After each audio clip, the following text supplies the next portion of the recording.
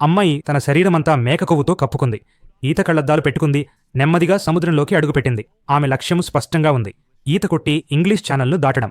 ఇప్పటికే 10 మైళ్లు ఈదిన తర్వాత ఆమె విజయం సాధించకూడదని లోపలే కోరుకున్న ఆమె కోచ్ నెమ్మదిగా ఈదమని చెప్పడం మొదలుపెట్టాడు. కానీ ఆమె అతన్ని పట్టించుకోకుండా తన లయలో ఈదుతూనే ఉంది.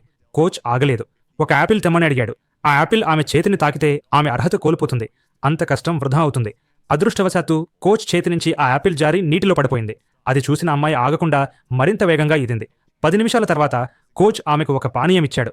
అదే ఆమెకు అవసరం కాబట్టి ఆమె తాగింది. కానీ అందులో కోచ్ ఏదో కలిపాడని ఆమెకు తెలియదు. కొద్దిసేపట్లోనే ఎడల్కు తల తిరగడం మొదలైంది. విశ్రాంతి తీసుకోవాల్సి వచ్చింది.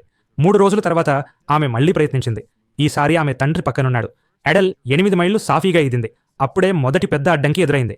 జెల్లీ ఫిష్ల భారీ గుంపు ఆమె దారిని అడ్డుకుంది. తప్పనిసరిగా వాటి మధ్యగానే ఈదాల్సి వచ్చింది. 100 జెల్లీ ఫిష్లు ఆమెను మళ్లీ కుట్టాయి. ఆమె శరీరం గాయాలతో నిండిపోయింది. 20 నిమిషాల తర్వాత చివరికి ఆమె వాటిని దాటింది.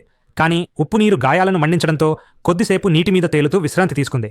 కొంతసేపటి తర్వాత మళ్లీ కళ్లద్దాలు పెట్టుకుని ముందుకు సాగింది.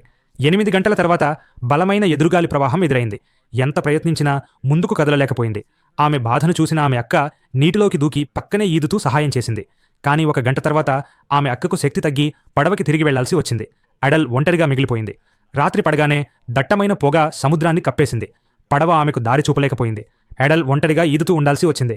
చీకట్లో దారి తప్పి ఆశ కోల్పోయే స్థితికి చేరింది. అప్పుడు దూరంలో కాంతులు కనిపించాయి. అవి తీరంలో నిలబడి దీపాలు పట్టుకున్న ఆమె స్నేహితులు ఆమెకు దారి చూపుతున్నారు. చివరి శక్తినంతా కూడగట్టుకుని ఆ వెలుగుల వైపు ఈదింది. 1 గంట తర్వాత ఆమె చేయి ఇసుకను తాకింది. అంటే ఆమె భూమిని చేరుకుంది.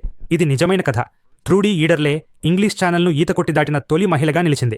తన పట్టుదలతో సందేహాలను, మూసపోకలను, అవమానాలను చెరిపేసింది. ఈ కథపై సినిమా పేరు young women and the sea.